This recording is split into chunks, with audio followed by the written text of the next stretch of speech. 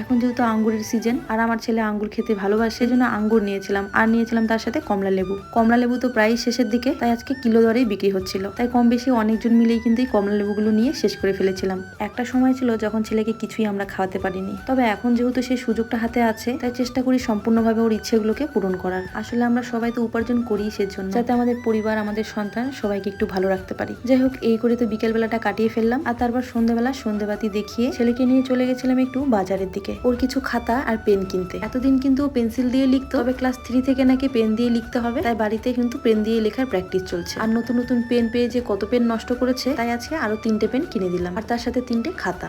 আর তারপর ছেলেকে নিয়ে চলে গেছিলাম একটু পার্লারে, যেহেতু সেই রাস্তাতেই পড়ে এই পার্লারটা। আর এই পার্লারে আমি শুধুমাত্র আসি থ্রেডিং করতে, তবে থ্রেডিং কিন্তু আমি প্রত্যেক মাসে করি না, প্রায় 3-4 মাস বা 6 মাস অন্তর অন্তর আমি করি, কারণ এই থ্রেডিংটা করতে আমার ভীষণ ভয় লাগে, চোখ দিয়ে প্রায় জল বেরিয়ে যায়। তবে করি শুধুমাত্র সৌন্দর্যের জন্য। আসলে থ্রেডিংটা করার পরে মুখে একটা আলাদা রকমেরই সৌন্দর্য চলে আসে। আর এমনিতেও আমি স্বাস্থ্য খুব একটা পছন্দ করি না, তবে আমার চেহারা নিয়েও কিন্তু আমি কমেন্ট পেয়েছি, আর সেই কমেন্ট কিন্তু আমি তুলে ধরিনি। দেখো, প্রশ্নটা যেহেতু আমার চেহারা নিয়ে, যেহেতু পৃথিবীর প্রত্যেকটা মানুষই ভগবানের সৃষ্টি, তাই ভগবান যেটুকু দিয়েছে সেটুকু নিয়ে খুশি থাকা উচিত। হতেই পারো তুমি বিশ্বের সুন্দরী, তাই বলে অন্যকে নিয়ে উপহাস করার অধিকার তোমাকে কেউ দেয়নি। আর আমি তো অন্তত মনে করি চেহারা নিয়ে কখনোই গর্ব করা উচিত নয়, কারণ আমাদের চেহারা বা আমাদের শরীর কোনোটাই কিন্তু চিরস্থায়ী নয়। যাই হোক, পার্লার থেকে এসে কিন্তু ছেলেকে আমি টিউশনিতে দিয়ে এসেছিলাম, আর ওর বাবা অফিস থেকে আসার সময় ওকে নিয়ে এসছে। আর যেহেতু আমরা সবাই বাড়িতেই আছি, সেজন্য আসার সময় একটু সিঙ্গারা নিয়ে আসছিল। আর তারপর রাতে সমস্ত কাজবাজগুলো শেষ করে নিয়ে ছেলেকে একটু পড়তে বসিয়েছিলাম, কারণ আমাকে সব দিকেই নজর রাখতে হয়।